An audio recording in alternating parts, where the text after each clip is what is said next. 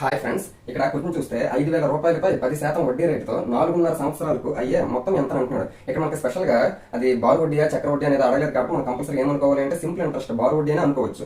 Options A విధంగా ఇచ్చాడు కాబట్టి ఇది బారు వడ్డీ ప్రకారంగా కాబట్టి మనకి ఏదైతే పర్సెంటేజ్ ఇచ్చాడో అది మనకి 1 year కి రేట్ ఆఫ్ ఇంట్రెస్ట్ అనుకోవచ్చు. కాబట్టి 4 years కి ఎంత అవుతుంది?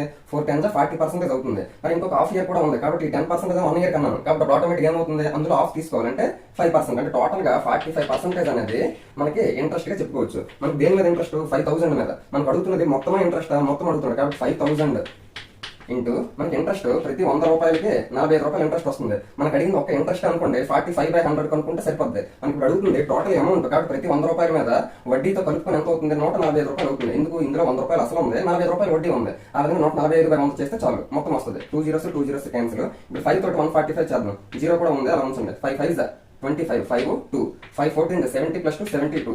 ఇక్కడ 0 ఉంది కాబట్టి 0. అంటే టోటల్ అమౌంట్ ఎంత అంటే 7,250 రూపీస్ అవుతుంది. Option 4 is the correct answer. ఒకవేళ మనకు వడ్డీ అడిగాడు అనుకోండి 5,000 నుంచి 7,250 నుంచి 5,000 తీసిస్తే 2,250 రూపీస్ ఏమో కేవలం ఇంట్రెస్ట్ అవుతుంది. వాడు అడిగిన మొత్తం కాబట్టి 7,250 అనేది మనకు కావాల్సిన ఆన్సర్.